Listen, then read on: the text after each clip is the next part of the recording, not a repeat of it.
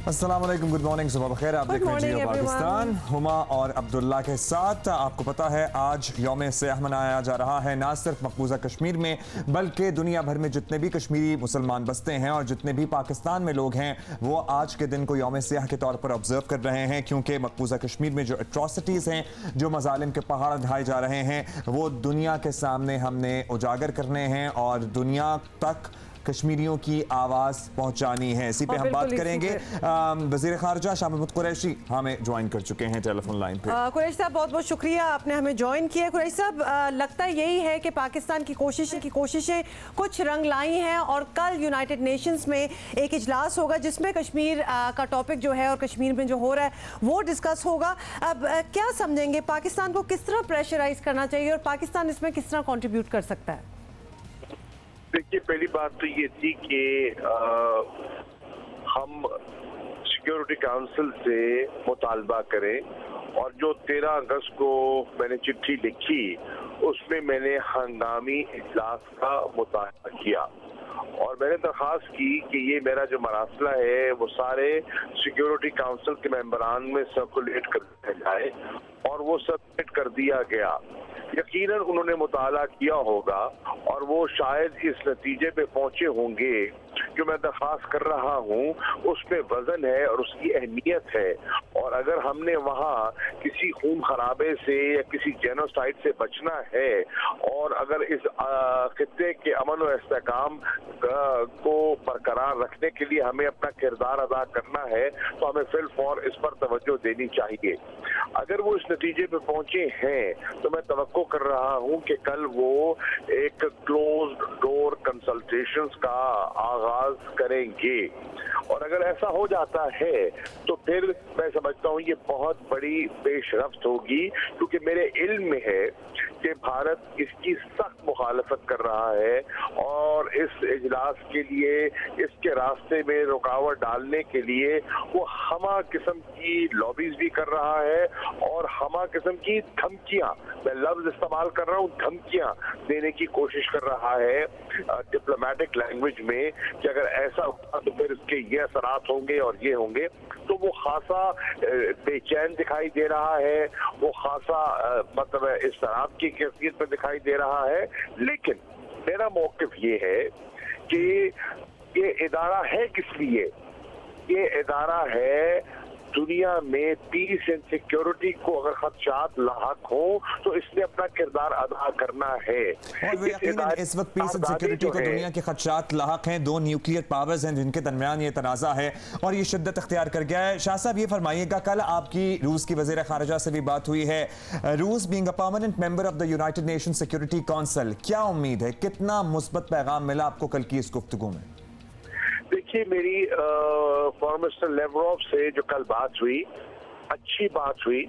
मैंने मुफस्सल पाकिस्तान का नुक्ता नज़र उनकी खिदमत में पेश किया और आपके ये इल्म में है कि वो बहुत एक मंझे हुए और बड़े बहुत सीनियर फॉरेन मिनिस्टर हैं और वो परमानेंट रिप्रेजेंटेटिव रूस के रह चुके हैं। वो सिक्योरिटी काउंसिल की जितनी लवाजमात हैं, जो हमारा मुकदमा है, जो हमारा मौक़िफ़ है, उससे वाकिफ़ है और उनकी अपनी एक तारीखी पोजीशन भी रही है। तो मैं उनसे ये गुजारिश कर रहा था उस तारीखी पोजीशन से हटकर इस नई सूरत हाल को सामने रखते हुए हमें उनकी मदद दरकार है। हम उनसे तवक्को करते हैं कि वो हमारी इस नुक्ते नज़र को सुनेंगे और उन्होंने कहा कि बिल्कुल हमें भी तशवीश है, हम चाहते हैं कि पुरअमन हल हो, हम चाहते हैं कि डायलॉग हो। तो मैंने कहा कि डायलॉग से हमने तो इनकार किया नहीं है। डायलॉग के रास्ते में आज सबसे बड़ी रुकावट जो है वो नरेंद्र मोदी सरकार है और अमन के रास्ते में आज सबसे बड़ी रुकावट जो है वो नरेंद्र मोदी सरकार है, उनकी सोच है, उनका वो आरएसएस का फलसफा है जो आज उनके रास्ते में आ रहा है। वो आज वो कह रहे हैं कि मैंने पटेल का ख्वाब जो है वो उसको मुकम्मल करने का इरादा किया हुआ है। तो उनकी सोच तो वो है। तो भारत में और हिंदुस्तान में बहुत बड़ा तबका जो है वो उससे मुतनफ़िर दिखाई दे रहा है, उसके खिलाफ अब इजहार करना उन्होंने शुरू कर दिया है। आज देखिए, आज यौम स्याह है, उनका आजादी का दिन है और यौम स्याह के तौर पर मनाया जा रहा है। मैं आज आपको की बता रहा हूँ कि इंशाअल्लाह आज लंदन में, बरतानिया में जो इज्तिमा होगा वो तारीखी होगा, तारीखी होगा। और स्कॉटलैंड यार्ड की अपनी असेसमेंट है और उन्होंने हाई अलर्ट भी किया हुआ है और उनको अंदाजा हो चुका है कि कश्मीरी और पाकिस्तानी कितनी बड़ी तादाद में आज यौम स्याह के लिए निकल रहे हैं बरतानिया में। जी बिल्कुल। शाह साहब, एक और बात जो कि कल वजीर आजम को भी हमने सुना जब वो मुजफ्फराबाद में एड्रेस कर रहे थे असेंबली को, तो उनका ये भी कहना था कि पाकिस्तान की फौज जो है वो बड़ी तैयार है, अगर कोई एक्शन, कोई ऑफेंसिव लिया जाता है इंडिया की साइड से तो पाकिस्तान की फौज तैयार बैठी है। हम आपसे ये पूछना चाहते हैं, ये कितना रियल प्रेजेंट थ्रेट है, कितना डेंजर है जिसके लिए पाकिस्तान आर्म्ड फोर्सेस जो हैं वो तैयार हैं, कितना लाइकली है ये? देखिए, अल्हम्दुलिल्लाह पाकिस्तान की अफवाज कभी गाफिल न थी और वो अपनी जिम्मेदारियां निभाते आए हैं, निभा रहे हैं। और आपने देखा कि दहशतगर्दी की इस लड़ाई में जिस जवांमर्दी से और जिस हिम्मत से और जिस लगन से उन्हें कुर्बानियां दी हैं, वो अब दुनिया में एक मिसाल के तौर पर कोट की जाती है। हमारा रास्ता अमन का रास्ता है, हमने जंग को कभी तरजीह नहीं दी, लेकिन अगर हम पर कोई जालियत करता है, अगर कोई फॉल्स फ्लैग ऑपरेशन के जरिए पाकिस्तान किसी बहाना तलाश करता है पाकिस्तान पर चढ़ाई करने का, लाइन ऑफ कंट्रोल की खिलाफ वर्जी करने का, आजाद कश्मीर पे हमला आवर होने का, तो फिर पाकिस्तान को दिफा का हक तो है। और अल्लाह के फजल करम से हमारी अफवाज, जैसे प्राइम मिनिस्टर साहब कल फरमा रहे थे मुजफ्फराबाद में, हमारी फौज एक बैटल हार्डन आर्मी है, जिस फौज ने पिछले एक दहाई से ज्यादा लड़ाई में रही हो, फील्ड में रही हो, लाशें उठाई हो, कुर्बानियां दी हो, उसका डेडिकेशन का लेवल, उसका नजरिया, उसका सोच, और ये तो अब उनकी ईमान की हद तक है कि ये जो है वो समझते हैं कि ये जो कश्मीर में हो रहा है, जो मुसलमानों के साथ वहां हो रहा है, जिस तरह उन्हें ज़िबा किया जा रहा है, ये तो अब उनकी अंदर एक ईमानी कुव्वत पैदा हो गई है। और पूरी उनको ये भी पता है, देखिए फौज कैसे लड़ती है, फौज लड़ती है अगर क़यादत और आवाम उनके साथ हो। आज पाकिस्तान की अफवाज को पाकिस्तान के गांव से ये पैगाम पहुंच चुका है, एक एक शहर से ये पैगाम पहुंच चुका है, पूरी कौम उनके शाना बशाना खड़ी है और वो तनहा नहीं है। 22 करोड़ पाकिस्तानी बिल्कुल वो तनहा नहीं है और पूरी कौम किसी भी भारतीय एडवेंचर की सूरत में फौज के शाना बशाना खड़ी है। लेकिन ये थ्रेट कितना रियल है ये दुनिया को बावर कराना भी बहुत जरूरी है, क्योंकि जाहिर खत्ते पे इसके बहुत डेवास्टेटिंग असरात हो सकते हैं। उसके लिए क्या कोशिश कर रहे हैं, एक, और दूसरा ये कि सिक्योरिटी काउंसिल में मामला ये उठ गया है जो कि बहुत मुस्बत डेवलपमेंट है, लेकिन सिक्योरिटी काउंसिल में जाहिर और बहुत से अरकान हैं, जैसे कि बरतानिया है, जैसे कि फ्रांस है, जैसे कि यूएस है। डोनाल्ड ट्रंप तो खुद सालिसी की पेशकश कर चुके थे। उनकी तरफ से क्या रिस्पॉन्सेज हैं, उनकी तरफ से क्या तवक्को रखें हम? देखिए, अभी उसको एक इवॉल्व सिचुएशन है, ये एक सिचुएशन है जो डेवलप हो रही है और ऑब्वियसली मुख्तलिफ लॉबीज अपना काम कर रही हैं, तो मैं कोई पेशन गोई नहीं कर सकता। हमारा काम है नेक नियति से अपना मुकदमा लड़ना, पेश करना, और सबसे मुनासिब जो फोरम है वो सिक्योरिटी काउंसिल का है, चुनाचे हम वहां गए हैं। अब और ऑप्शन पे भी ज़ेर गौर है। मैंने बल्कि कल एक जो कश्मीर के एक्सपर्ट्स हैं जो अपनी राय रखते हैं दफ्तर खारजा से हटकर, एकेडमिया में, यूनिवर्सिटीज में, मैंने कल दफ्तर खारजा उनको भी मुद्दू किया है कि मैं जो इस मुल्क का दानिश्वर है, जो इस मुल्क का जो कश्मीर पे लिखता रहा है, आर्टिकल लिखता रहा है और वो ट्रैक 2 में मुलव्वस रहे हैं, तो मैंने उनको भी दावत दी है ताकि उनसे भी इनपुट, इनकी एक्सपर्टीज है, ताकि उनसे भी इनपुट लिया जाए, क्योंकि कोई इदारा या कोई फर्ज अक्ले कुल नहीं होता। अच्छा शाह साहब, फाइनली ये भी बता दीजिएगा, इस्लामिक ऑर्गेनाइजेशन से, OIC से आपकी क्या एक्सपेक्टेशन है? नेचुरली ये तो डायरेक्टली इफेक्ट करता है, डायरेक्ट कंसर्न भी होगा। कश्मीर में इतने मुसलमान हैं जिन पे इतने ब्रुटैलिटी का मुजाहिरा हो रहा है, इतना कुछ हम कितने अरसे से देख रहे हैं। Perhaps this is the time कि OIC पे भी प्रेशर डाला जाए कि कोई इफेक्टिव बात हो, जिसकी कोई कंक्लूजन निकले, जिसका कोई असर हो। मैं OIC की तमाम क़यादत की खिदमत में यह करना चाहूँगा कि उन्हें अपना किरदार अदा करना चाहिए। करोड़ों मुसलमान आज देख रहे हैं उनकी तरफ और समझते हैं कि OIC क़यादत खामोश, उसे नहीं रहना चाहिए। देखिए, ईद के रोज अगर आपको नमाज अदा न करने दी जाए, अगर जो है जो मतवसत गरीब लोग भी हैं वो भी कोशिश करते हैं वो अपना ये फरीजा पूरा करें, अगर उसके रास्ते में भी रुकावट डाली जाए तो OIC इस पर खामोश कैसे रह सकती है और उसको जचता नहीं है, खामोश है। और मैं शुक्रगुजार हूँ जनरल का OIC का कि उन्होंने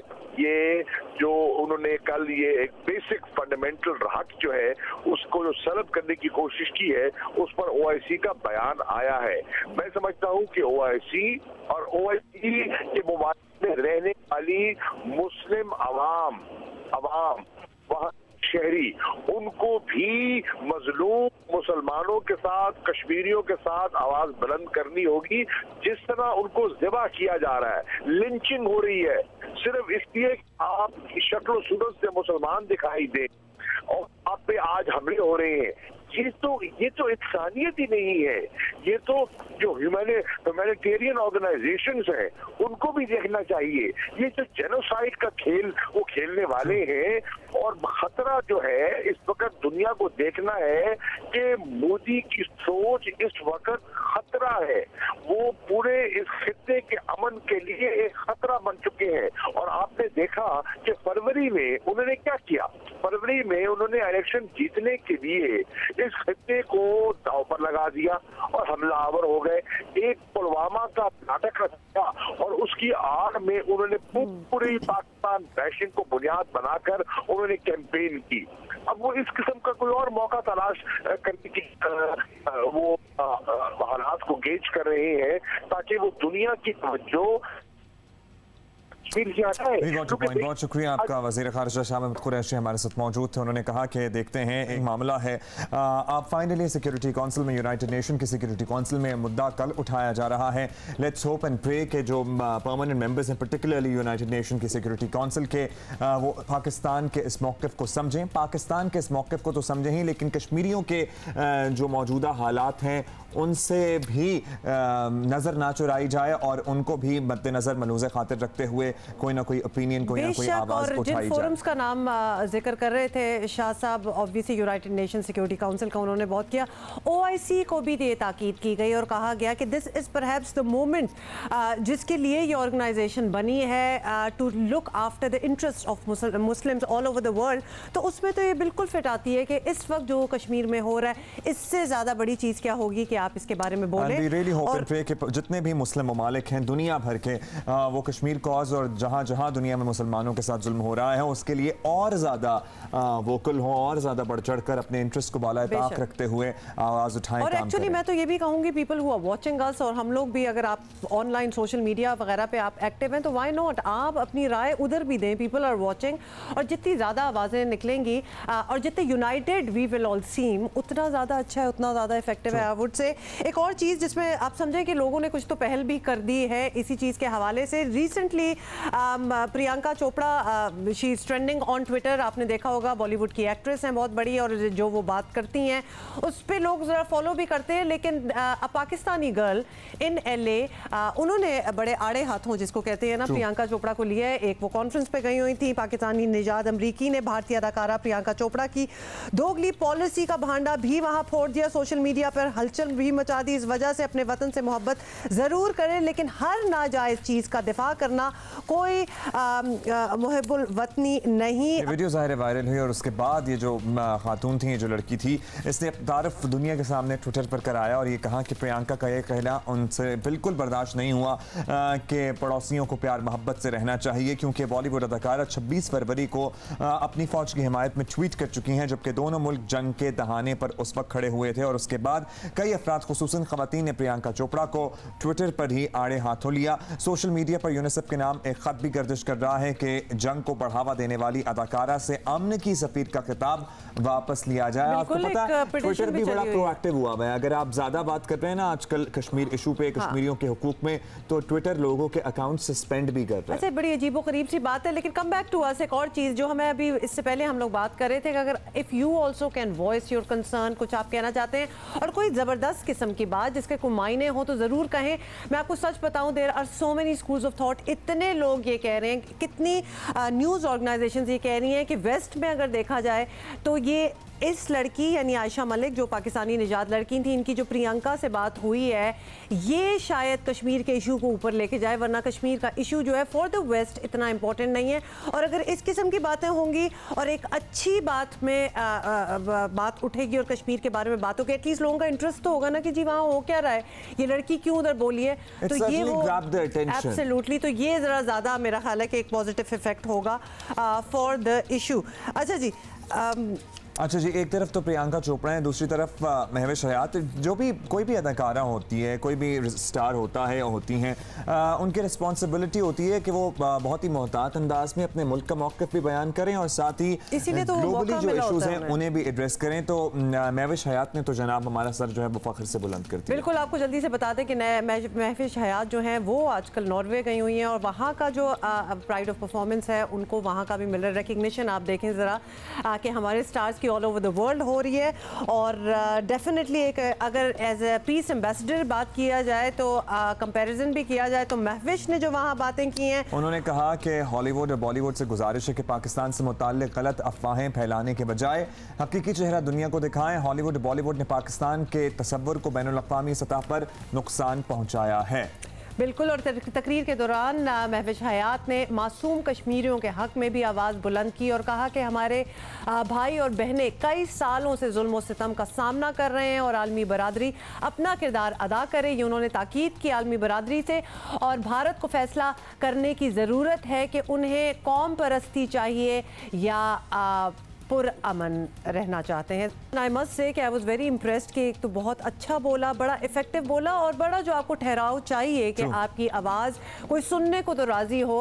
Mahwish is turning out to be a great ambassador for Pakistan indeed. और उन्होंने ये भी कहा कि आपने सुन ही लिया, आप थोड़ा सा तर्जुमा आपको बता दें कि उन्होंने कहा कि भारत की नाम नहाद जमहूरियत और दोगलेपन को अया करने और कश्मीरियों के हक में की जाने वाली ये तकरीर है उनकी वायरल हो गई, जिसमें उन्होंने भारतीय फिल्म इंडस्ट्री को मुखातिब करते हुए कहा कि दुनिया को इस्लाम और पाकिस्तान से मुताल्लिक़ गलत अंदाज में पोर्ट्रे करना छोड़ दें, बताना बहुत हो गई है। You have to take every forum जिसमें आपकी रिप्रेजेंटेशन है उसको ज़रा आपको रिस्पॉन्सिबिलिटी लेने की बहुत ज़रूरत हो चुकी है और बड़ा क्लियर कट मैसेज ये महविश ने भी दिया। और ख़ासतौर पे एक कंपैरिजन चल पड़ा क्योंकि अभी वो प्रियंका वाली बात हुई और फिर महविश वाली बात हुई। एंड आपको एक सैनिटी चाहिए, एक जिसको कहते हैं ना एक रिस्ट्रेंट चाहिए एक बात करने के लिए भी। Mahvish was very effective. आज हम ज़रा अपनी हेडलाइंस वगैरह भी देख रहे हैं, ख़ासतौर पर अगर आप हमारी अखबारें देखें ना आज की, एक तो the news is already green. आपको बताया कि इस महीने तो इसने ग्रीन ही रहना है because of 14th of August। लेकिन time now to teach Modi a lesson, Pakistan observes black day today. और पाकिस्तान कश्मीर का मुकदमा हर आलमी फोरम पर उठाएगा, हर रहनुमा से राब्ता करेंगे। और इसके अलावा भी मुताबिक अखबारों ने ये लिखा है कि जैसे वज़ीर आज़म ने इशारा दिया था कि इंडिया प्लान्स टू अटैक आज़ाद जम्मू और कश्मीर, लेकिन ज़ाहिर ये कहा गया है कि अगर कुछ किया गया तो ईंट का जवाब पत्थर से दिया जाएगा। और बात करेंगे कश्मीर के बारे में। पाकिस्तान कश्मीर का मुकदमा हर आलमी फोरम पर उठाएगा, हर रहनुमा से राब्ता करेंगे। वज़ीर आज़म और उनकी टीम की भरपूर कोशिशें जारी हैं। अक़वाम मुत्तहिदा की सलामती काउंसिल में मामला आ जाना पाकिस्तान की बड़ी सफारती कामयाबी है। अक़वाम मुत्तहिदा की सलामती काउंसिल ने कश्मीर पर बहस के लिए कल इजलास बुलाया है। 50 साल के अरसे के बाद सलामती काउंसिल में दोबारा कश्मीर का मसला ज़ेर गौर आ रहा है। यौम आज़ादी की तकरीब से खिताब में सदर ममलिकत ने भी वाज़ेह किया कि हम कश्मीरियों के साथ थे, साथ हैं और साथ रहेंगे। हम किसी मोड़ पर इन्हें तन्हा नहीं छोड़ेंगे। कश्मीरी हमारे और हम कश्मीरियों के सिक्के हैं। हम इनकी तकलीफ को अपनी तकलीफ समझते हैं। इनका दुख हमारा दुख है और इनकी आंखों से बहने वाला हर आंसू हमारे दिल में गिरते हैं। हम इनके साथ थे, साथ हैं और इंशाअल्लाह हमेशा साथ रहेंगे। आज़ाद कश्मीर की कानून साज से खिताब में वज़ीर आज़म इमरान खान ने भी दो टोक अल्फाज में आलमी बरादरी को खबरदार किया कि भारतीय इक़दामात पर खामोशी का खमियाजा सबको भुगतना पड़ सकता है। मैं नरेंद्र मोदी को यहाँ से आज पैगाम देता हूँ कि आप एक्शन लें। आपकी ईंट का जवाब पत्थर से दिया जाएगा। हर दुनिया का फोरम के ऊपर हम जाएंगे, इंटरनेशनल कोर्ट ऑफ जस्टिस में जाएंगे। बहुत बड़ी नरेंद्र मोदी की मिसकैलकुलेशन है। मेरा अपना ख्याल है कि आप देखेंगे कि इसके बाद इवेंट्स किधर जाते हैं। ये जो जंग होगी, ये आज हम दुनिया की कम्युनिटी को मैसेज बार बार दे रहे हैं। आप जर होंगे। आज़ाद कश्मीर के वज़ीर आज़म ने असेंबली से खिताब में कहा कि भारतीय अज़ाइम को दुनिया के सामने लाने के लिए कश्मीरी पाकिस्तान की तरफ देख रहे हैं। 89 के बाद एक लाख से ज़्यादा कश्मीरी शहीद हुए। 10,000 औरतें आज भी जिनको हम हाफ विडो कहते हैं क्योंकि खामद जिंदा ये नहीं है। बेशुमार अनमार्क्ड ग्रेव्स हैं। सैकड़ों की तादाद मेरी बच्ची और बच्चियां जो हैं वो अंधी हो गई, उनकी आंखों की रोशनाई चली गई। उनके एक चीफ मिनिस्टर है हरियाणा के, उसने जो थ्रेट किया कश्मीरियों को, इस मामले को उठाया जाना चाहिए। वल्लाह मैं आपसे कहता हूँ, मेरा तो खून खोलता है कि मेरी बहन और बेटी की तरफ किसी का हाथ बढ़े। कश्मीर के मामले पर अपोजिशन समेत पूरी कौम हुकूमत साथ खड़ी है। इस बात का अहद करना होगा कि जब तक के कश्मीर जो पाकिस्तान की शहरग है उससे नरेंद्र मोदी का हम हाथ छुड़वा न लें या तोड़ न दें, हम चैन से नहीं बैठेंगे। इसी पे बात करते हैं। सीनियर तज्ज़ियाकार रसूल बख्श रईस साहब ने हमें ज्वाइन किया। बहुत शुक्रिया रसूल साहब। वज़ीर आज़म इमरान खान और आर्मी चीफ जनरल बाजवा ने वाज़ेह कर दिया ज़ाहिर है कि कश्मीरियों की हिमायत से किसी सूरत पाकिस्तान पीछे नहीं हटेगा। पाकिस्तान का ऐसा दो टोक स्टैंड लेना दुनिया को एक वाज़ेह पैगाम जाना तो चाहिए। आप क्या कहते हैं, हम सही डायरेक्शन में जा रहे हैं अपनी आवाज़ दुनिया भर तक पहुँचाने के सिलसिले में? जी बिल्कुल जाना चाहिए। मेरा ख्याल ये है कि इस वक्त हमारी अस्करी क़यादत और जो जमहूरी हुकूमत है, दोनों कदम ब कदम चल रहे हैं कि हमने दुनिया के साथ किस तरह से अपने ताल्लुकात को इस्तवार करना है, मईशत को कैसे संभालना है और एहतसाब का अमल हमने आगे कैसे ले जाना है कि उसके बग़ैर पाकिस्तान अंदर से मजबूत नहीं हो सकता। और अगर पाकिस्तान अंदर से मजबूत नहीं है तो हिंदुस्तान के साथ जो हमारे मामलात हैं, हम किसी भी सूरत कश्मीरी अवाम की मंशा और मर्ज़ी के मुताबिक हल नहीं करवा सकते। हमारे अंदर की कमज़ोरियां हैं जो हमें इस जगह के ऊपर ले आई हैं जहाँ पे हम कश्मीर में एक निहत्ते कश्मीरियों को देख रहे हैं कि वो एक फ़ौज, हिंदुस्तान की जारहाना फ़ौज के हाथों यरगमाल बने हुए हैं। पूरा वादी का इलाका उनके कब्ज़े में है, पहले भी था, लेकिन जिस अंदाज से उन्होंने वहाँ जारहियत की है, ऐसा लगता है कि उसको तमाम इलाके को एक बहुत बड़ी जेल में तब्दील कर दिया है। तो ऐसे हालात में मैं समझता हूँ कि ना सिर्फ फ़ौज और हुकूमत को मुत्तहिद होना चाहिए, बल्कि जो हमारी हिज़्ब इख्तिलाफ़ की सियासी जमातें हैं उनको भी हुकूमत के साथ खड़ा होना चाहिए। लेकिन बदकिस्मती से हमने देखा कि जब इस मामले पर कौमी असम्बली का और आपसे ये भी पूछना चाहेंगे कि एक और फाइनली आपसे पूछना चाहते हैं कि वज़ीर आज़म ने ये भी वाज़ेह किया है कि वो कश्मीर की आवाज़ बनकर ऑब्वियसली हर फोरम पर जाएंगे। पाकिस्तान के मामला सलामती काउंसिल में पहले ही उठा भी चुका है, विच इज़ वेरी गुड कि ये ऑलरेडी बात हो गया है। सफारती महाज पर हम मज़ीद क्या कर सकते हैं? हर लड़ाई महदूद नहीं हो सकती और उसके असरात सरहदों पर मुहित नहीं हो सकते, बल्कि बढ़ सकते हैं। उसके इम्कानात कहीं ज़्यादा हैं क्योंकि जो इस वक्त जिस किस्म का नज़रिया या जिस किस्म की सियासी जमात, उसकी तारीख़ को देखें, उसके नज़रिए को देखें, जो क़यादत उस वक्त हिंदुस्तान में जमहूरी अमल के ज़रिए ही काबिज़ है इक़्तिदार पर, उसके ख्यालात क्या हैं कश्मीर के बारे में, पाकिस्तान के बारे में, मुसलमानों के बारे में। इंतहा पसंद, शिद्दत पसंद, जो जारहियत और तशद्दुद को अपना नज़रिया बनाए हुए हैं ख़ुसूसी तौर पर मुसलमानों के ख़िलाफ़, तो उससे इस खित्ते में कोई अमन तो पैदा नहीं हो सकता। तो ये वो चीज़ है जो ये वो ख़तरात हैं जो हमने दुनिया के सामने रखने हैं। और मेरा ख़्याल ये है कि आलमी रहनुमाओं से जो गुफ्तगू का सिलसिला इमरान खान साहब ने जारी किया हुआ है उसके मस्बत नताइज निकलेंगे।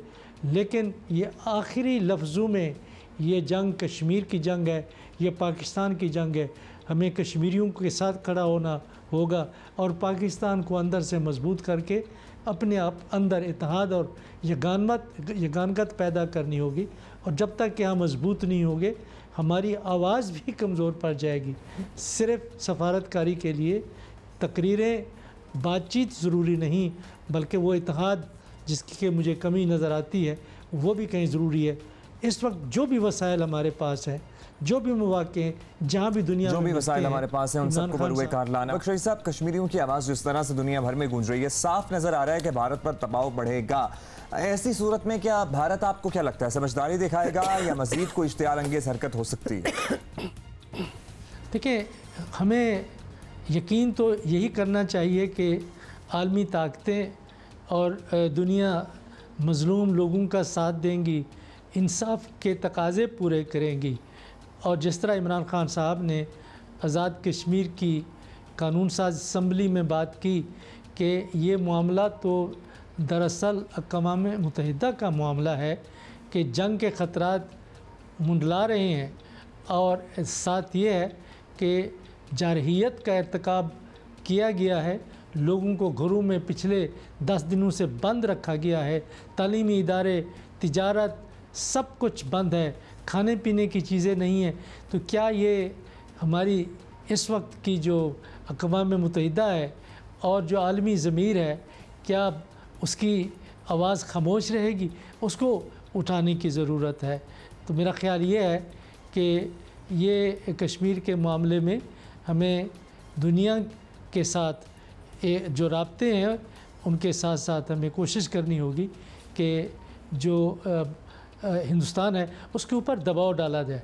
कोई भी ताकत, मैं नहीं समझता कि अवाम के ख़िलाफ़ जारहियत करके अपने आप को दुनिया की आवाज़ के सामने सुरखरू कर सकती है। बहुत शुक्रिया, दुनिया की भी एक आवाज़ है। बख्शी साहब, आपने अच्छा जी, देयर आर सम आइडियाज़, इसीलिए हम काफ़ी तजियाकार वगैरह से बात भी कर रहे हैं कि क्या ऑप्शंस हैं, क्या किया जा सकता है और क्या फ़ौरन से होना चाहिए। ईद तो थी, लेकिन कराची वालों की तो क्या ही ईद थी। आपको पता है पूरा शहर पानी में डूबा हुआ था, और जब वो पानी उतरा है तो ऐसा लग रहा है कि हम चांद पर आ गए हैं। डायरेक्ट हमने लैंडिंग की है चांद पर, क्योंकि सड़कें जो थी वो अब तकरीबन ज़्यादातर गढ़ों में तब्दील हो चुकी हैं। Do not even get me started. Abdullah, आपको पता है ना कि मैं बात तो आप लोगों से कर ही रही थी कि एक क्वेश्चन मार्क इतना बड़ा कि पूरे मुल्क में बारिशें होती हैं, वो हालतें नहीं होती जो कराची में होती हैं। सड़कें बाकी मुल्क में भी हैं, उसी तरह रहती हैं, और बारिश जो कि इससे ट्रिपल अमाउंट ज़्यादा होती है और होती रहती है, तो सड़कें बरकरार होती हैं। आज तक मैंने पंजाब में नहीं देखा कि छतें बह रही हों जो यहाँ होता है। वो what is wrong with Karachi या कराची की कंस्ट्रक्शन? आप ना ही पूछे, क्योंकि वो सड़कें जो बिल्कुल नई कंस्ट्रक्ट की गई थी, पंजाब चुरंगी वाला अंडरपास जो नया बनाया गया था, उसके ऊपर इतना बड़ा टेबल जितना कोई गड़ा पड़ा हुआ था। शारा फैसल जगह जगह से टूटी हुई थी, अभी उसकी तज़ीनो आराइश और उसको दोबारा से बनाने पर कितने अरबों रुपए खर्च किए गए हैं। To add here and I will add here कि रिकॉर्ड अमाउंट, रिकॉर्ड पैसों में इतनी ज़्यादा अमाउंट इनको जाती है, रिलीज होती है पैसे, और फिर जाके सारा इंफ्रास्ट्रक्चर बनता है, तो लिहाजा पैसे की भी कमी नहीं है। आप दोबारा से पिन पॉइंट करें कि प्रॉब्लम है क्या, what are they doing wrong, जो कि 2 दिन की बारिश एक सड़क ना ले सके। ये अनबिलीवेबल सी बात है। आई एम सॉरी, बाकी दुनिया तो हंसे इस बात पे। बाज लोगों की यहाँ लाइट नहीं आई है, बाज की यहाँ कल लिटरली लाइट आई है 4-4 दिन बाद। तो क्या ही कहें आपसे, जाहिर है आपका गम महसूस कर सकते हैं, समझ सकते हैं। कराची में मानसून बारिशों ने बड़ी तबाही मचाई है, लेकिन लेट अलोन आप जरा दिल थाम के बैठिए, क्योंकि बारिश का एक स्पेल जरा और तवक्को की जा रही आ सकता है। 27 जाने ये स्पेल जो था ये निकल गया है, निज़ाम ज़िंदगी जाम करके रख दिया। 2 दिन का सुकून रहा और अब महकमा मौसमियात फिर खबरदार कर रहा है, आज से बारिशों का नया सिलसिला शुरू हो सकता है। खुदा खैर करे। मेयर कराची तो शहर कायद को आफतज़दा शहर से भी बदतर करार दे रहे हैं। सुन लें, अपनी ब्रीफिंग में कहा था कि कराची को आफतज़दा शहर करार दिया जाए। मैं तो कहूँगा कि इससे और ज़्यादा हालत ख़राब है इस शहर की। यहाँ जो आजकल किलिंग्स हो रही हैं इस शहर में, या तो वो गटर में डूबने से हो रही हैं या वो करंट लगने से हो रही। चलिए, तो आपने मेयर को भी सुन लिया, लेकिन आयरनी अभी हम आपको बताते हैं कि दूसरी जानिब सिंध हुकूमत है जो सब अच्छा है कि गर्दान करते हुए हर एक को शाबाश भी दे रही है। मतलब किस बात की?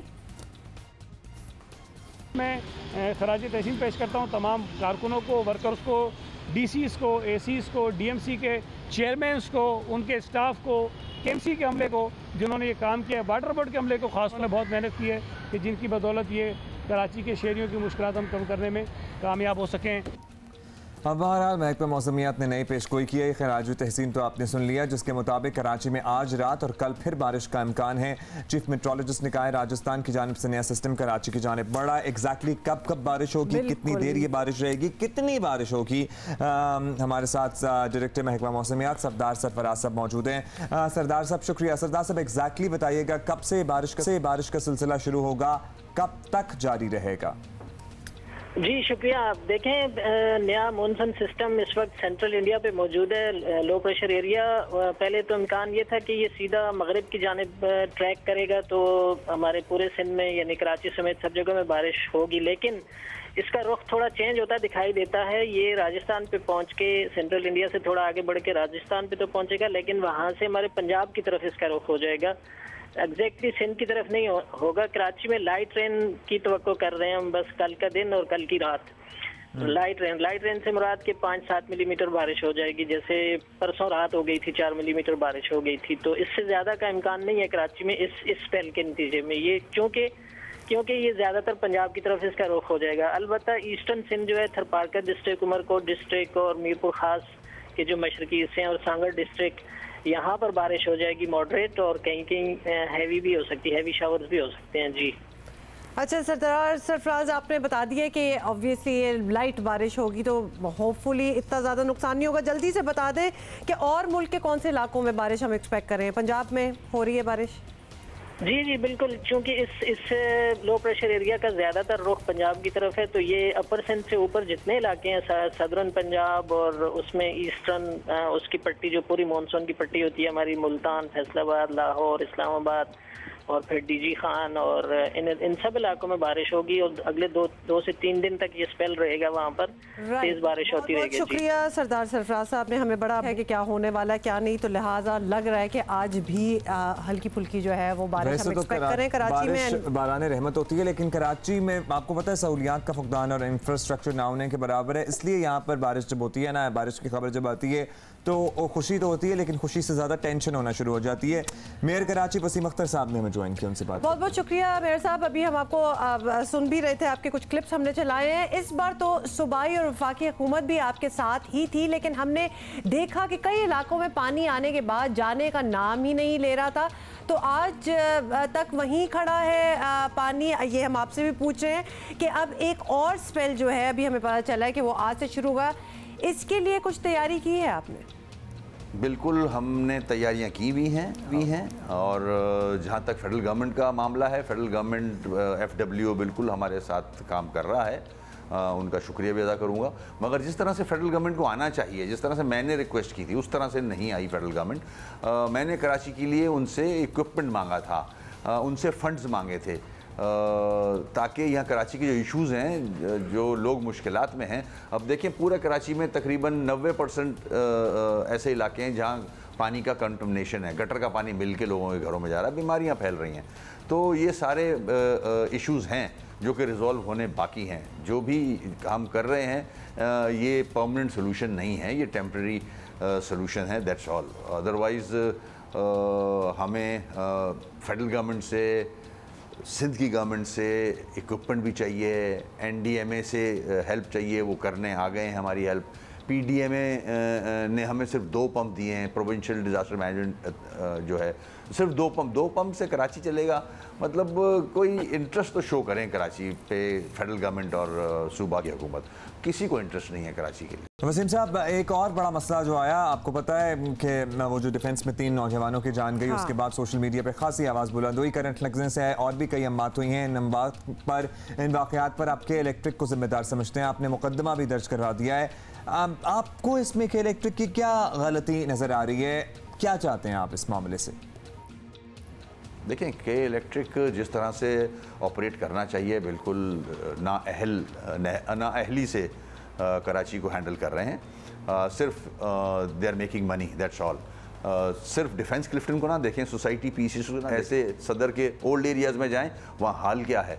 आपके खंभों के साथ पहले अर्थ का एक तार जाया करता था, आज कहीं भी नहीं है वो खंभों के साथ अर्थ का तार, जो मुझे लोगों ने बताया है।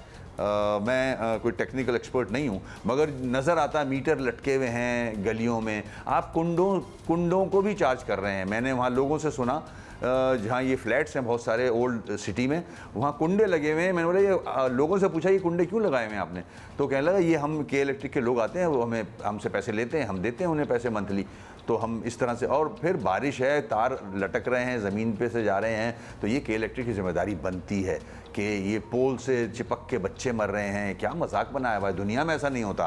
क्या लाहौर में, पिंडी, इस्लामाबाद में बारिशें होती रहती हैं, वहाँ ऐसा होता है कभी? तो ये निराली के इलेक्ट्रिक है, हर चीज़ से मुबर्रा, समझ से बाहर है। इतना बिलिंग करते हैं, लोड शेडिंग करते हैं, और फिर बारिशों में हमें लोगों, कराचीइट्स को लाशें मिल रही हैं। मैं सारी फैमिलीज़ के पास गया था ईद के दिन, हर फैमिली जहाँ जहाँ करंट लग के लोग हलाक हुए हैं। एक तो फैमिली मुझे बता रही थी कि बेटा हमने ईद की नमाज़ पढ़ी, ईद की नमाज़ पढ़ने के फ़ौरन बाद हमने अपने बेटे का नमाज जनाजा पढ़ा। तो ईद के रोज़ ये हो रहा है कराची के लिए, कराची के साथ। तो ये अपनी सिस्टम को, जो डिस्ट्रीब्यूशन है उसको बेहतर करें। इतना पैसा कमा रहे हैं आप, लगाएंगे कब? लगाएं भी तो कराची पे। कराची से सिर्फ हर आदमी ले रहा है पैसा। इस्लामाबाद को भी पैसा चाहिए, 65% रेवेन्यू, सिंध को 95% रेवेन्यू लेता है कराची से। के इलेक्ट्रिक पैसे कमा रहे हैं, मगर कराची में लगाता कोई नहीं है। ठीक कह रहे हैं, बहुत शुक्रिया आपका। बहुत बहुत शुक्रिया। लेकिन एक दो चीज़ें, एक प्रिपेयर्डनेस की अभी आप बात कर रहे थे, लेकिन हम आपसे भी कितनी देर से बात कर रहे थे इस बारे में कि बारिशें होने वाली हैं, पेशगोई हो चुकी है, फोरकास्ट हो चुका है, मतलब कि इलेक्ट्रिक से लेके निकासी आब, हर चीज़ के बारे में आपसे पूछा, लेकिन हमें तो जवाब यही मिलता है that you don't have the requisite, जो ऑब्वियसली जो मैन पावर होती है या फिर मशीनरी होती है, तो सब कुछ। तो फिर उस प्रिपेयर्डनेस का सवाल ही क्या करना। दूसरी बात अब्दुल्ला, आई एम सॉरी, ये भी हम के इलेक्ट्रिक के स्पोक्स पर्सन से भी बात करेंगे, तो पूछने की कोशिश ज़रूर करेंगे। तारों की जो आप बात कर रहे हैं, ये सारी चीज़ें हमें ये 1-2 हफ्तों में क्यों याद आ रही हैं? पूरा साल, पिछले 10 साल, मतलब ये तारें तो उसी तरह लटक रही थी हमेशा से। आज उखड़ के बाहर आ गई कर रही हैं कि हमारे पास इंफ्रास्ट्रक्चर नहीं है। सबसे पहला सवाल तो ये उठना चाहिए। मशीनरी और बारिश की तैयारी तो बाद में आती है जनाब। बेसिक जब इंफ्रास्ट्रक्चर ही इतना कमजोर होगा तो वहां तो हल्की बारिश होगी, तेज बारिश होगी, कुछ भी नहीं टिकेगा, सब कुछ बह जाएगा। उसके बाद आप जो मर्जी प्रिपरेशन कर लें बारिश के लिए। And then why do we wait till the 10th 11th hour, जिसको कहते हैं ना, बिल्कुल जी कल बारिश टपकने वाली है, आज हम देखें कि हमारे खंबे ठीक हैं कि नहीं है। के इलेक्ट्रिक ने हमें ज्वाइन किया है, क़याम सिद्दीकी साहब हमारे साथ मौजूद हैं। क़याम साहब, शुक्रिया आपने वक्त दिया। क़याम साहब, एक बार फिर बारिश की पेशगोई भी की जा रही है, और इस मरतबा होपफुली इतना ज़्यादा नहीं होगा, हल्की बारिश ही होगी, लेकिन इस बारिश में जो हुआ वो भी आपके सामने, 3-3, 4-4 दिन लाइट नहीं थी लोगों के घर में, और कुर्बानी का टाइम है और लोगों ने गोश्त भी समेटना है, सब कुछ करना है, पानी नहीं आता जाहिर है। और फिर जहां लाइट आ रही थी, आई एम सॉरी, वहाँ कोई फेज नहीं आ रहा था, कभी बहुत ज़्यादा पावर के साथ आ रहा था। लोगों की कितनी चीज़ें ख़राब हुई हैं इस वजह से। इस मरतबा क्या उम्मीद रखें क़याम साहब लोग? बारिश से कबल जो शहरी इदारे हैं जो सिविक सर्विसेज प्रोवाइड करते हैं, कि इलेक्ट्रिक ने उनसे रिक्वेस्ट की थी, अपील की थी कि इस बात को यकीनी बनाएं कि जो पानी की निकासी है उसका मौसर इंतज़ाम हो। के इलेक्ट्रिक ने, आप ये देखें कि जब पानी खड़ा होता है बिजली की तनसीबात के गिर्द, तो ये इससे सिर्फ बिजली की फराहमी मुतासिर नहीं होती, इससे ये एक सेफ्टी हैज़र्ड भी है। तो के इलेक्ट्रिक फिर इन इदारों से अपील करेगा कि आने वाली बारिशों में इस चीज़ को यकीनी बनाएं कि इस तरह की सूरत हाल दोबारा ना खड़ी हो। के इलेक्ट्रिक का जहाँ तक ताल्लुक़ है, वो जितने भी इक़दाम होते हैं बारिश से कबल वो किए जाते हैं। बारिश के पेश नज़र जो के इलेक्ट्रिक की ऑपरेशनल स्टाफ है उसके अमले की ईद की छुट्टियाँ भी मंसूख की गई थी ताकि सार्फिन को बेहतर पे सर्व किया जा सके। चलिए ठीक है क़याम साहब, लेकिन एक सवाल जिसका जवाब हमें वैसे तो कहीं से भी नहीं मिल रहा। आपको पता है कि करंट लगने से कई अमवात हुई हैं और इनके केसेस कराची के इलेक्ट्रिक के ख़िलाफ़ दर्ज भी कराए जा चुके हैं। एक तो मेयर साहब ने खुद भी करवाया है। इस पर आपका क्या मौक़िफ़ है, क्या जवाब देंगे आप अदालतों को? जो वाक़यात हुए हैं उसमें हम डीपली देख रहे हैं। अर्बन फ्लडिंग की सूरत हाल में जो वाक़यात इलेक्ट्रिक्यूशन के हुए हैं इसको हम तमाम वाक़यात को डीपली देख रहे हैं। इसमें एक बात मैं ज़िक्र करना चाहूँगा कि बेशतर से ज़ायद जो वाक़यात हैं वो अंदरूनी नौइयत के हैं। फ़ॉर एग्ज़ाम्पल वो घरों के अंदर जो हैं वो रूनुमा हुए हैं। कहीं पे घर के अंदर पानी भर गया, मोटर से करंट लग गया किसी को। ये सारे अफसोसनाक वाक़यात हैं, हम बेहद इस पर अफसरदा हैं। कुछ वाक़यात में जो नॉन के इलेक्ट्रिक इंफ्रास्ट्रक्चर है, यानी कहीं कुंडे की वायर टूट के गिर गई, उस पे लोगों को करंट लगा। कहीं पे जो शामियाने लगाए जाते हैं कुर्बानी के जानवरों के लिए, वो लाइट्स गिर गई जिसकी वजह से नुकसान हुआ, जाने जो हैं वो हादसात का शिकार बनी। तो ये सारी वजूहात हैं जो देखनी पड़ती हैं और इसमें जो सारे इदारे स्टेक होल्डर्स हम इस प्रोसेस में उनके साथ भी ताउन कर रहे हैं ताकि इस तरह की सिचुएशन को जो है वो बचा जा सके इनसे। ऑलराइट, बहुत बहुत शुक्रिया। और कह रहे हैं कि तहकीकात हो रही हैं, देखते हैं क्या होता है। बट यू नो, वैसे तो इनसे हम क्या कहें, मेयर साहब से भी बात की, जिससे भी बात करें वादे कुछ नहीं होते, कोई अश्योरिटीज़ नहीं होती। Let's see, we can only pray. Revolution, to be very honest, ये हम बात कर लें इन लोगों से, किसी और से बात कर लें, इसका ऐसे कोई हल नहीं है। इस शहर को मेजर ओवरऑलिंग की ज़रूरत है। सॉरी, लेकिन किसी ने कल कहा, अब्दुल्ला, फनी सी बात थी, ज़रा हम उस सेंस में अगर आप लें तो इसको एज अ जोक भी ले सकते हैं कि पूरे शहर को ना आउटसोर्स कर दिया जाए। तो लिहाजा आउटसोर्स कर दे किसी ऐसी कंपनी को, किसी ऐसे इदारे को जो कि इसको बिल्कुल सही, जिसका एक जॉब हो कि जी इसको ठीक करना है, क्योंकि ख़ुद से तो अब हम कुछ नहीं कर सकते।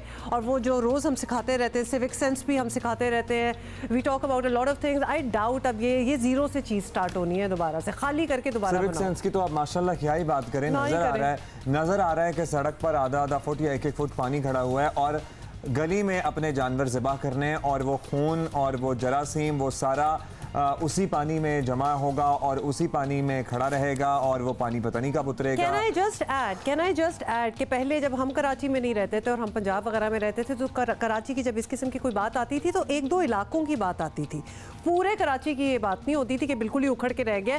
1-2 इलाके होते थे और बाकी एवरीथिंग इज़ फाइन।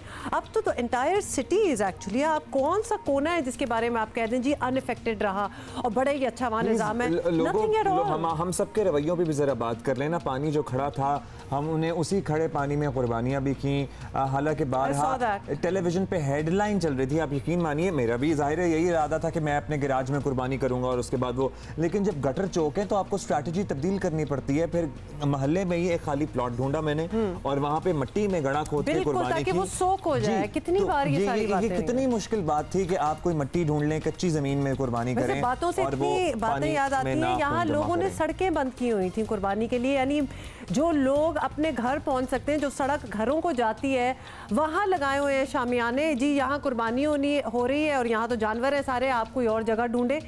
क्यों ढूंढे, ये क्या निज़ाम है? Why not, we should have slaughterhouses as well. ये भी एक चीज़ है कि स्लॉटर हाउसेस में अपना जानवर वहाँ लेके जाएं, वहाँ सारी चीज़ें दस्तयाब हैं, कसाई भी है, थोड़े से पैसे आपको देने हैं to utilise the entire place. अपना जानवर वहाँ करें, कुर्बानी करें, गोश्त लें और अच्छा, मुझे एक फैसिलिटी की इंतहाई शदीद कमी नजर आई, वैसे this is a business idea as well, कि भाई अब जो भी ऑनलाइन ये स्लॉटर हाउसेस थे, जो ये मीट शॉप्स थी, वो भाई उनकी मर्जी से जानवर आएगा, वो ज़िबा करेंगे, वो पैकेट बना के गोश्त आपके घर भेज देंगे। भाई पूरी दुनिया में होता है, आप अपनी मर्जी से जानवर खरीदते हैं, because that is my right. मैं अपनी मर्जी से जानवर खरीदूंगा, मैं आपके पास जानवर लेके आके आपकी फैक्ट्री में दे देता हूँ, आप मेरे सामने ज़िबा करें, उसके बाद आपने जो भी 3-4-5 घंटे का प्रोसेस करना है, वो जानवर मैं पैक करा के ले आऊंगा। ये बेसिकली आप कह रहे हैं कुर्बानी सर्विसेज, स्लॉटर, आप जानवर अपना लाएं लेकिन स्लॉटर वो कर देंगे और पीसेस वगैरह बना देंगे। घरों में और गलियों में ये सारा कुछ ना हो जो होता है।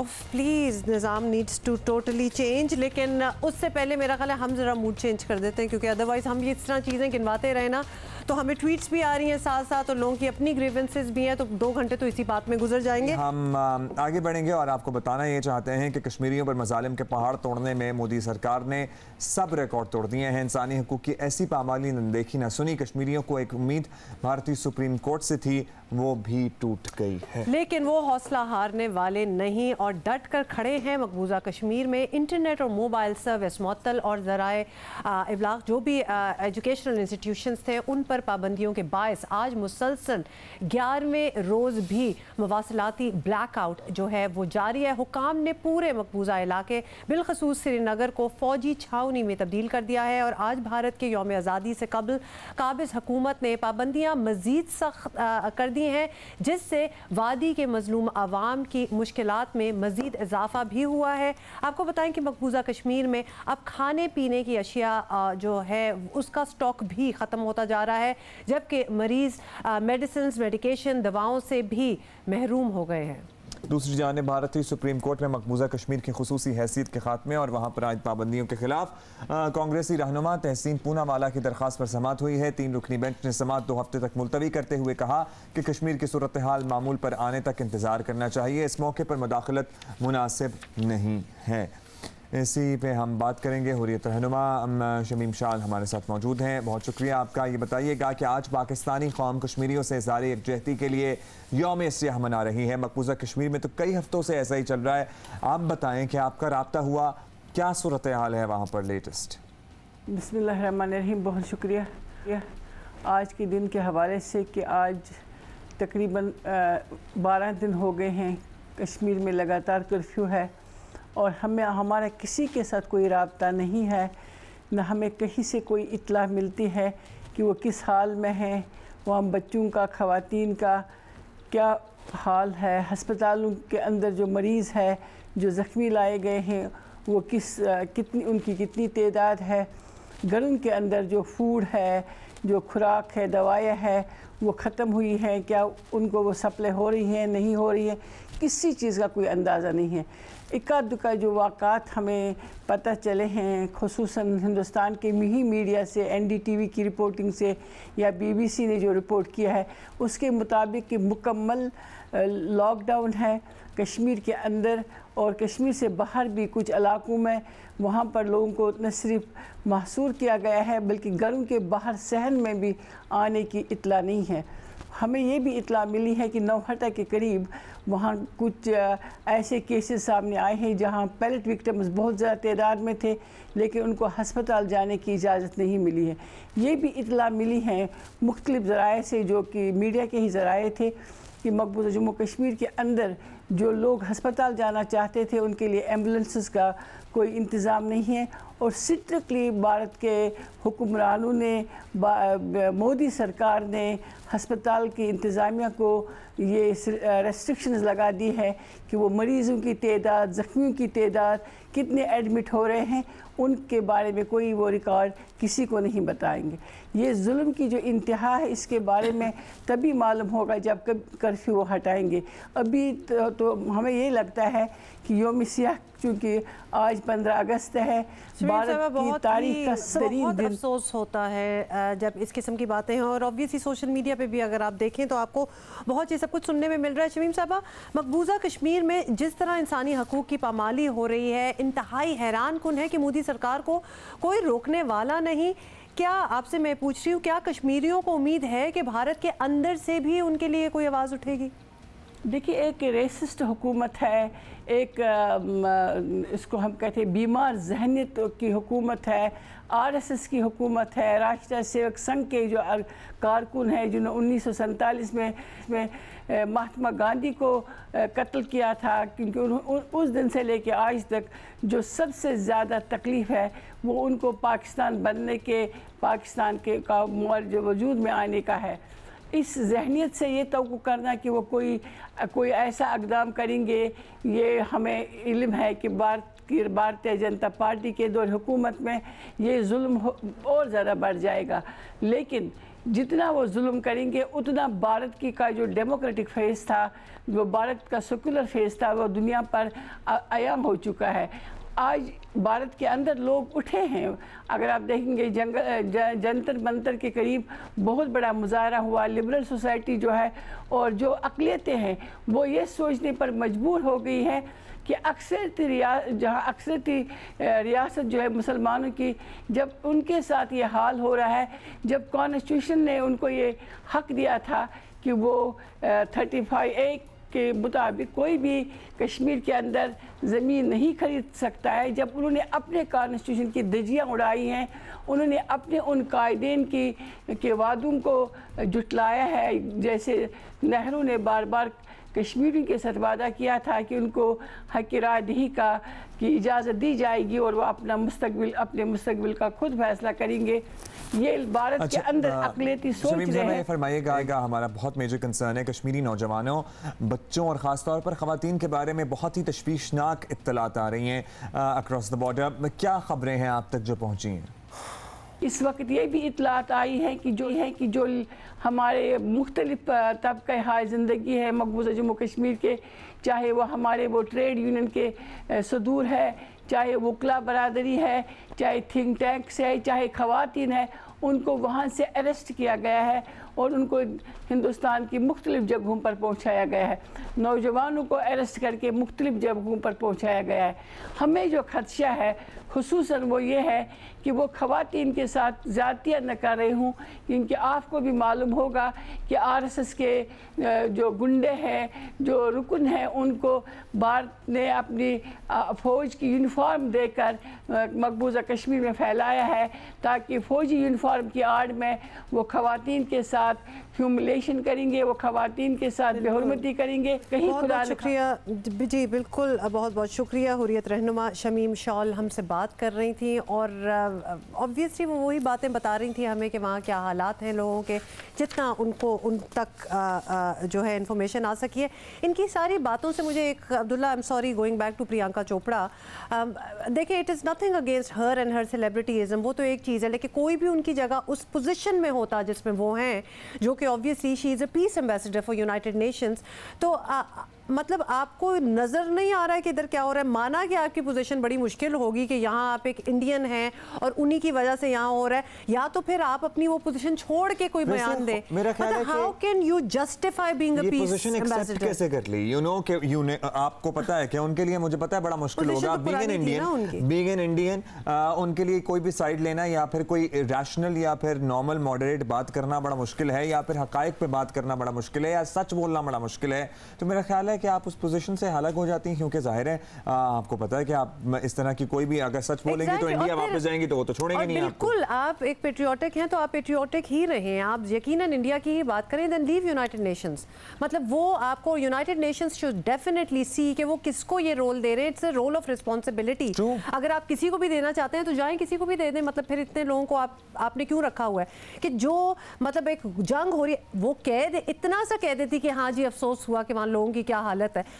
She was so careful कि she couldn't say a word, क्योंकि उनको इतना खौफ था कि मेरे अपने मुल्क में क्या होगा। खुदा के लिए आप ये पोजीशन जो है ना, she didn't utter a word। इतना तो दिल वैसे ही आपका नरम हो जाता है कि आपके दिल से दो अल्फाज निकल आते हैं, दो लफ्ज़ निकल आते हैं इन सपोर्ट, लेकिन वो इतनी, मैं कहती हूँ क्या कहूँगी, प्रोफेशनल है कि she just didn't want to say UN needs to see कि वो किसको अपना एम्बेसडर बना रहे हैं। ईद पर गोश्त के पकवान देख देख कर हाथ ना रोक पाने वाले मुश्किल में पड़ गए हैं, अस्पतालों की इमरजेंसियाँ भर गई। बेहिसाब खाने वाले अब भी एहतियात कर लें। ईद उल अज़हा के मौके पर फैलने वाली आलूदगी और गैर मुहतात अंदाज में गोश्त के इस्तेमाल के बायस हज़ारों लोग अस्पताल पहुँच गए। ईद के पहले दिन से अब तक सिर्फ इस्लामाबाद में 1500 से ज़ायद मरीज पेट के दर्द और दीगर मसाइल के सबब पिम्स अस्पताल लाए गए हैं। डॉक्टर्स का कहना है कि शहरियों के लिए ज़रूरी है कि गोश्त को मुनासिब वक्त तक पकाएं और ठहर ठहर कर चबा कर खाएं। गोश्त ज़्यादा खाने से पेट की बीमारियों के अलावा यूरिक एसिड और जोड़ों का दर्द भी बढ़ सकता है।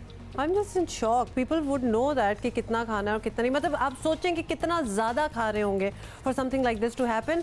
और ईद पर गोश्त को धोने के बाद इस्तेमाल करना चाहिए।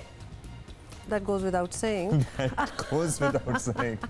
और गोश्त के साथ ऑब्वियसली सब्जियां खाना बहुत ज़रूरी है। देखिए बात सारी यही है कि आपको बैलेंस करनी है अपनी डाइट। तो अगर गोश्त की कुर्बानी की ईद है तो बस गोश्त सेंट्रिक हर चीज़ हो, दैट डजंट मेक सेंस ना।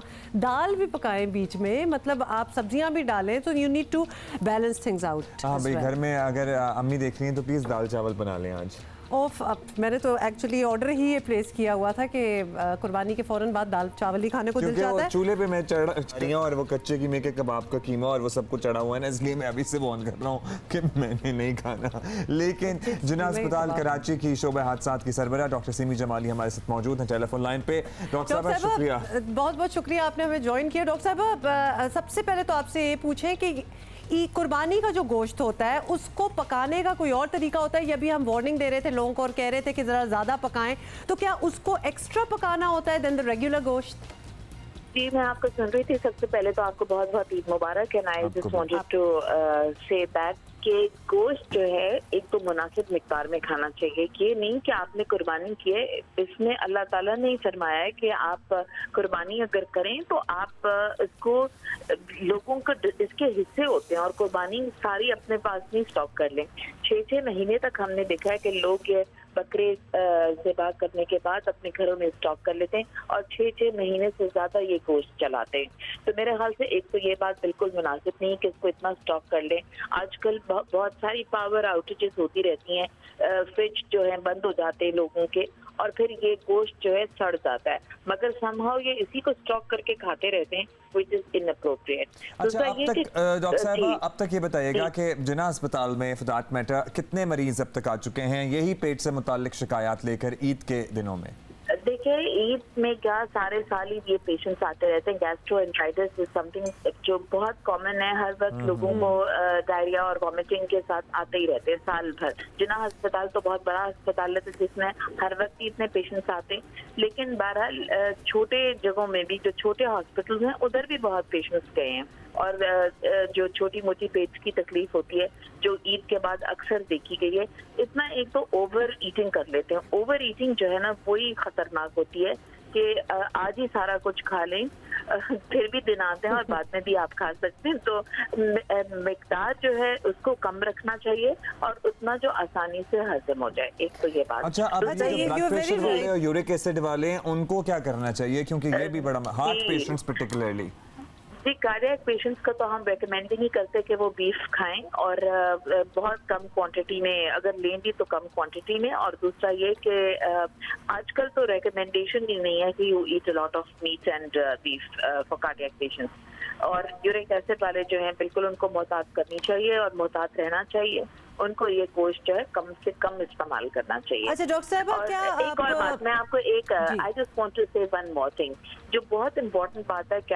गैस्ट्रोएंटराइटिस, इन ये बारिश का सीजन है, इसमें गैस्ट्रोएंटराइटिस, एंटेरिक फीवर, टाइफाइड जिसको कहते हैं हम, वो बहुत फैल सकता है। इसके अलावा और भी बहुत सारी बीमारियां फैलती हैं जो वायरल इन्फेक्शंस हैं, दूसरे किस्म के इन्फेक्शंस। और सबसे इम्पोर्टेंट जो गोश्त को हैंडल करने में इन्फेक्शन आजकल के ज़माने में अगर इन्फेक्टेड हो टिक वायरस से, टिक के में जो वायरस होता है बुनियादी वायरस जिसको कहते हैं कॉन्गो हेमरेजिक फीवर हो सकता है, वो लोगों को इसको गोश्त को एक तो ग्लव्स पहन के धोएं, नंबर 1। और नंबर 2 ये कि गोश्त जो हैंडल करते हैं बुचर्स हैं, इनको खास तौर पर, और कैटल फार्मर्स जो हैं उनको बहुत एहतियात करनी चाहिए कि इन जानवरों को साफ रखें और जब ये जानवर बेचें भी आगे तो इनको क्लीन होना चाहिए और जहाँ पर ज़िबा हो रहे हों वो उस जगह को भी साफ रखना चाहिए। एक दफ़ा कॉन्गो वायरस हो जाए तो उसकी मोर्टेलिटी बहुत हाई होती है और हमारे पास 9 मरीज आ चुके हैं इस साल में अब तक, जो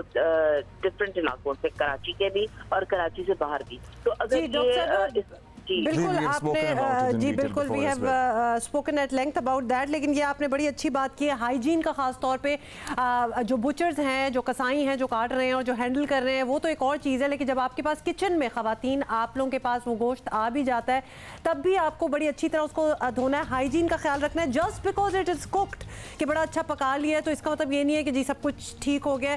you need to have cleaned it properly. इससे पहले भी डॉक्टर साहब फाइनली आपसे ये भी पूछना चाहेंगे कि आज हमारी मेट ऑफिस में बात हो रही थी and it seems like there is another spell of rain जो कि आज शाम से फोरकास्ट है कि शुरू होगा एंड माइट लास्ट टिल परसों। तो उसके लिए कुछ आप कहेंगी लोगों को कोई प्रिकॉशंस लेने के लिए? देखिए, बारिश में तो हर वक्त कुछ इस दफा तो कुछ इतनी ज्यादा ही बारिश हो गई कि इट वाज अनबिलीवेबली हाई। पानी जो है सड़कों पे जमा हुआ है। अब इसमें हमें जो चीजें ख्याल करने की जरूरत है, एक तो ये जो गोश्त काट के ज़बह करके जानवरों को उनका ऑफिल जो सड़कों पे फेंक दिया, ये बहुत गलत बात की। क्योंकि बार बार मैंने तो चीफ मिनिस्टर तक को कहते हुए टीवी पे सुना है कि आप इसको जो गंदगी है और आलूदगी है, जो चीजें ज़बह जानवर करें, आप उनकी गंदगी को सड़कों पे ना फेंके। अच्छा, डॉक्टर साहब, ये तो ज़बह भी जानवर हुए हैं सड़कों पर, वो तो जो होना था वो तो हो ही गया, उसको तो हम कैसे ही रोक सकते हैं। अब इसके ऊपर जब हो गई है, अब इसके ऊपर पानी पड़ जाएगा, अब मजीद अगर हल्की भी बारिश होती है, इस पे मजीद पानी पड़ जाएगा तो वबाई अमराज का क्या हाल होगा फिर? जी, वबाई अमराज तो बहुत फैलेंगे और वबाई अमराज में सबसे प्रॉब्लम जो है हमें गैस्ट्रो इंटेस्टिनल डिजीजेस का है। इसके अलावा टाइफॉइड, पैराटाइफॉइड फैल सकता है। मच्छरों की अफजाइश होगी, पटल्स ऑफ पानी जो खड़े हो जाएंगे, मच्छर होंगे जिससे मलेरिया हो सकता है। चिकनगुनिया और डेंगू जो बहुत कॉमन है हमारे और एंडेमिक हो गई है हमारे शहर में, वो फैल सकता है। इसके अलावा हेपेटाइटिस ए और हेपेटाइटिस ई भी जो है वो फैल सकता है। वाटर बॉर्न इलनेस है ये, और ये भी फैल सकता है। हमारे साथ मौजूद थी तो खासा जरा टेंशन वाली सूरत हाल हो गई है। ऑब्वियसली टेंशन तो है, लेकिन अगर आप प्रिकॉशंस ले, अभी जस्ट बिकॉज हालात अगर मुख्तलिफ हो जाते हैं, चेंज हो जाते हैं ना इर्द गिर्द, तो फिर आपको you need to change yourself and your practices as well. तो लिहाजा इतनी भी टेंशन नहीं लेनी चाहिए। थोड़े से आपको अपनी eating practices, cooking practices change करना है। थोड़ा सा आपको बच के रहना है ये पानी वगैरह से, बाहर की चीज़ें मत खाएं। मतलब 2-4 चीज़ें अगर आप कर लें तो things can get better as well. तो मुझे वैसे ये कच्ची मिट्टी में हम जानवर ज़िबा करने की बात कर रहे थे ना, लॉन वगैरह में या घास में हम करने की बात कर रहे थे, तो मैं एक दोस्त ने मुझे बताया कि भाई उन्होंने तो मोहल्ले में ही सड़क पे ही अपना जो है ना वो जानवर ज़िबा कर लिया। तो मैंने कहा इतनी बड़ी क्यारी नुमा लॉन है घर के बाहर, उसमें क्यों नहीं कर लिया? नहीं, वो घास अमेरिकन लगाई हुई है तो वो खराब हो जाती है। तो हमारी प्रायोरिटीज बिल्कुल ही और हैं। ये मुझे हंसी आ जाती है इस बात पे, लेकिन जो गुस्सा चढ़ जाता है ना इस किस्म की चीज़ों पे कि मतलब वाई, क्या सोच रहे हैं आप लोग, क्या कर रहे हैं? यानी सड़क तबाह हो जाए, लोग इनकन्वीनियंस हो जाए, लेकिन हमारी अमेरिकन घास को कुछ ना हो। एज इफ उस अमेरिकन घास के ऊपर बारिश तो जैसे हो ही नहीं रही थी ना। और वैसे ये खून वगैरह जो है ना, ये चीजें घास के लिए, ये तो पौधों की खाद होती है, तो इसीलिए वो उधर जमीन पे लगी हुई है और आसमान पे भी नहीं लगी हुई। थोड़ा सा बंदा सोच ही लेता है। Anyway, forget it. Social media पे वैसे तो काफी वीडियोस जो है वो वायरल हो रही हैं, लेकिन एक वीडियो जिसका हम पर्टिकुलरली तस्करा करना चाहेंगे, क्योंकि मुझे बड़ा ही खौफ आया और गुस्सा चढ़ गया। लाहौर के शॉपिंग मॉल की जी एक वीडियो, और लाहौर के शॉपिंग मॉल में सेल्स गर्ल को सबके सामने तशद्दुद का निशाना बनाने वाली खातून जो है, देखी होगी आपने वीडियो, वो खातून अब पकड़ी गई है। तो ये अच्छी बात है।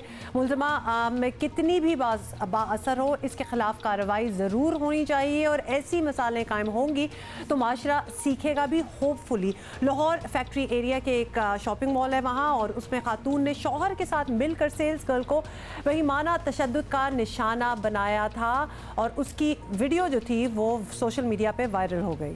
अच्छा, मुझे अफसोस यहाँ ये हो रहा है, ये वैसे इसमें हम बात करते हैं, लेकिन आप ये भी देख लें, पुलिस ने मुकदमा दर्ज करते हुए खातून को गिरफ्तार कर लिया। और उस खातून की जो तस्वीर सोशल मीडिया पे आई थी, रत्ती भर नदामत उनके चेहरे पर नजर नहीं आ रही थी। She was supremely over confident गिरफ्तार होने के बाद भी। SSP पढ़नी तो चाहिए थी, आई गेस SSP ऑपरेशंस, और उसी लड़की से पढ़नी चाहिए थी। SSP ऑपरेशंस लाहौर ने के मुताबिक खातून ने सेल्स गर्ल से आईना मांगा था। सेल्स गर्ल ने उन्हें बताया कि आईना मौजूद नहीं है, दूसरे काउंटर पर चले जाएं। इस पर तशद्दुद का निशाना बनाया गया। FIR में कहा गया कि सेल्स गर्ल को बचाने आने वाले दीगर सेल्स गर्ल्स को भी खातून ने तशद्दुद का निशाना बनाया। सिक्योरिटी एहलकार के मुताबिक आपको बता दें कि रोजीना और मिसबा को भी मना करने पर मारा पीटा। खातून ने पेपर कटर से सिक्योरिटी सुपरवाइजर पर, ओ माय गॉड, अच्छा एक सेकंड प्लीज, हम पे जरा वापस आए। ये सारा कुछ होता रहा और ये सब कुछ एक खातून ना कंट्रोल में खड़ा है उसके इर्द गिर्द। मतलब उस आंटी को कोई रोक नहीं सकता। तो मुझे ये समझ नहीं आती कि सारे ये तमाशबीन क्यों साइड पे बने होके अच्छा, देख और रहे मुझे होते ये भी नहीं, स्टॉप द पर्सन। मुझे ये भी नहीं समझ आया कि वो सॉरी बोल आवाज नहीं आई, और वो जो लोग खड़े हुए हैं, मैडम सॉरी बोल तो रही है, what is going on? That is the thing. ये लोग तमाशे, ये वीडियोस जो बन रहे हैं, मतलब कि आप रोकें उस औरत के तो हाथ पकड़े, शौहर के साथ मिलके, वो शौहर भी बेचारा उससे डरा होगा, इतनी खौफनाक औरत तो नजर आ रही थी। अच्छा जी, ये हम पूछ लेते हैं। अहमद फराज हमारे साथ मौजूद हैं। Ahmed, thank you for joining us. Ahmed, सबसे पहले तो ये बताइए, खातून हैं कौन? ऐसा क्या था उनमें कि उन पे कोई हाथ नहीं डाल रहा था, एज एन उनको कोई रोक नहीं रहा था? उन्होंने जो कुछ किया वो क्यों किया? आईना मांगने पे ये बात इतनी बढ़ गई क्या? पुलिस का ये कहना है कि ये जो खातून हैं ये तकरीबन कोई 1.5-2 साल पहले ये ऑस्ट्रेलिया से ये पाकिस्तान में जो है वो आई थी, और इनका एक बेटा जो है वो ऑस्ट्रेलिया में न्यूरो सर्जन बन रहा है, डॉक्टर, और जबकि एक बेटा जो है वो इंजीनियर की तालीम जो है वो वहाँ से हासिल कर रहा है। और ये तकरीबन को 1.5 साल पहले अपनी एक 16 साल बेटी को लेकर ये खातून जो हैं ये पाकिस्तान आ गई थी, और इनकी अपने ही एक तायाजाद बेटे से शादी हुई थी, लेकिन उन्होंने इनको तलाक दे दी। और ऑस्ट्रेलिया में भी इनकी कुछ इसी तरह की कुछ मशकूक जो हैं वो हरकत थी, वहाँ पर भी ये जो है वो झगड़ा करने में मुलविस पाई गई, जिस पर इनके शौहर ने, पुलिस का ये कहना है कि इसी बना पर उनके शौहर ने उसको तलाक दे दी और वो फिर पाकिस्तान आ गई।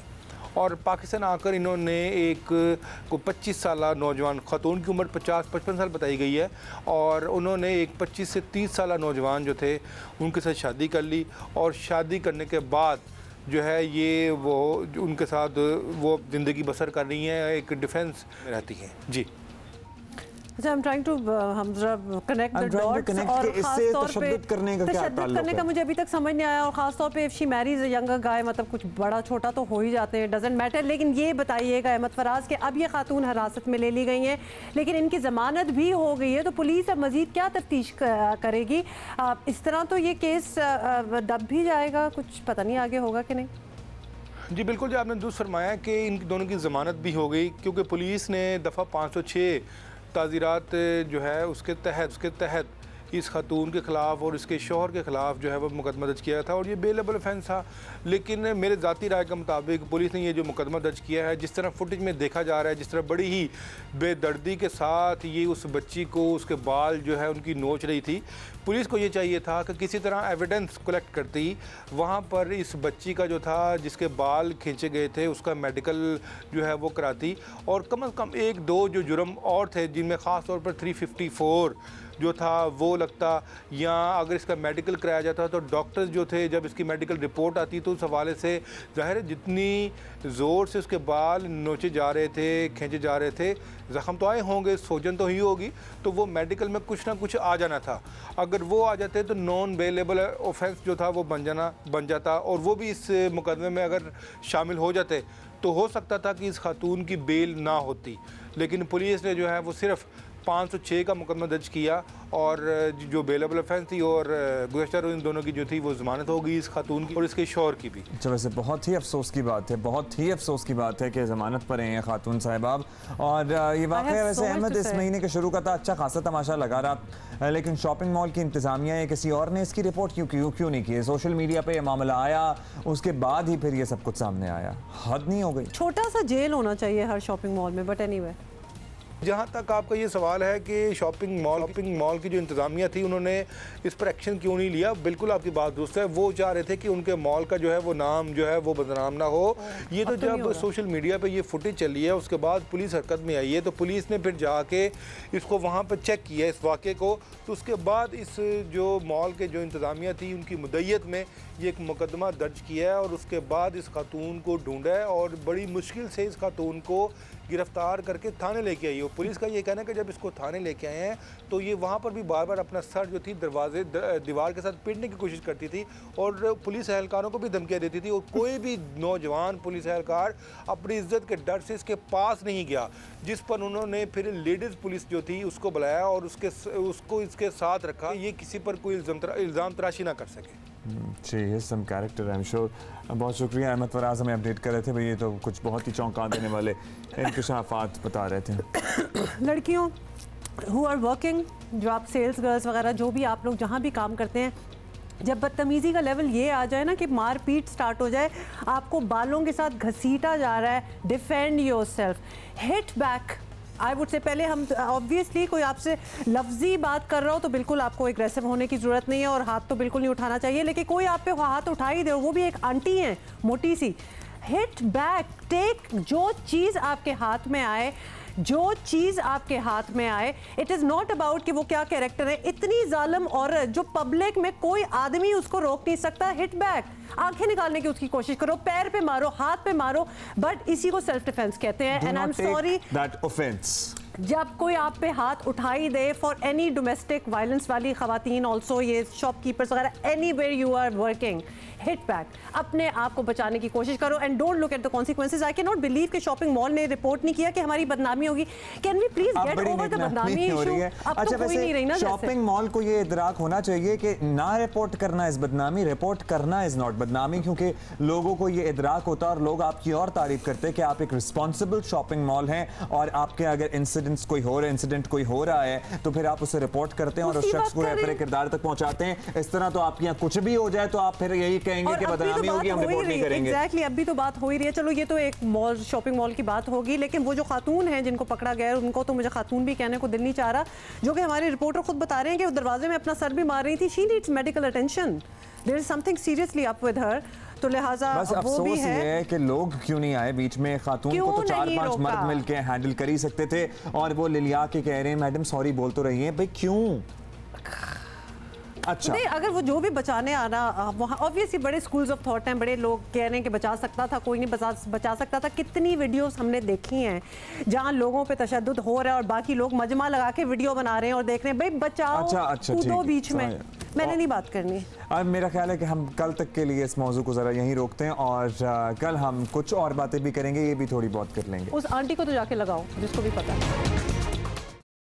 मुझे तो आप जानते ही होंगे, मेरा नाम है मिस्टर जीम। अरे अभी तक आपने मेरा चैनल सब्सक्राइब नहीं किया? अरे भाई फौरन सब्सक्राइब बटन पे क्लिक करके मेरा चैनल सब्सक्राइब करें और हाँ, बेल आइकन पर लाजमी क्लिक करें ताकि आपको मेरी आने वाली तमाम वीडियोस की अपडेट मिलती रहे।